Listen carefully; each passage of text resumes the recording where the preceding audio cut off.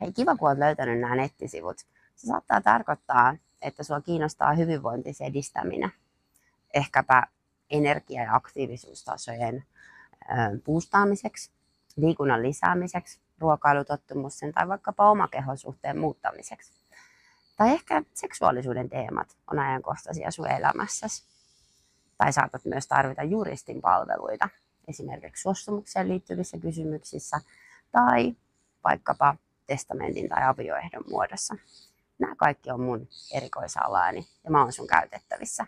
Lisää noiden palveluiden sisällöistä löydät just näitä nettisivuilta. Oo rohkeasti yhteydessä. Mä haluan käyttää tämän tilaisuuden hyväksi ja kertoa hieman siitä, että mikä ihmeen personalizer. Mä uskon, että elämässä merkityksellistä ei ole itse asiassa itsensä löytäminen, vaan itsensä luominen.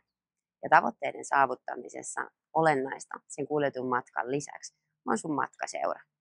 Mä oon koulutukseltani juristi, joka sitten on kiinnostunut seksuaalisuuden teemoista se hyvinvointia lisäävien elementtien vuoksi. Mun oman treenitaustan myötä taas mä oon inspiroitunut valmentamisesta.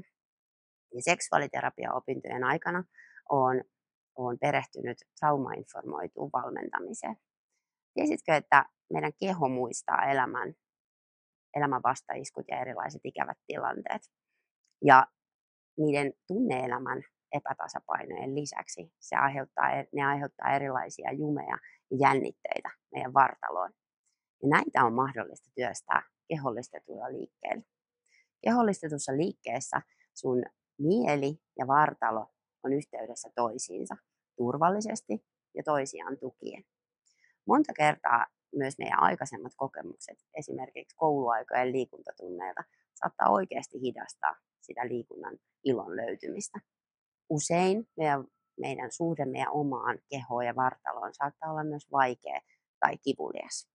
Nyt jos mikään edellä todetusta on ajankohtaista sun elämässäsi, niin mä pystyn sun kanssa auttaa ja tukemaan sua sun tavoitteiden saavuttamisessa.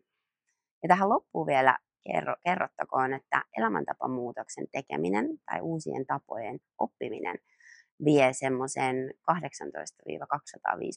päivää. Keskimäärin se ottaa 66 päivää, jotka sisältää 20-80 erittäin olennaista toistoa. Eli tavoitteen asetat sinä ja mun tehtävä on tehdä se sulle saavutettavaksi. Oo yhteydessä muuhun ja katsotaan, miten meidän yhteinen matka alkaa.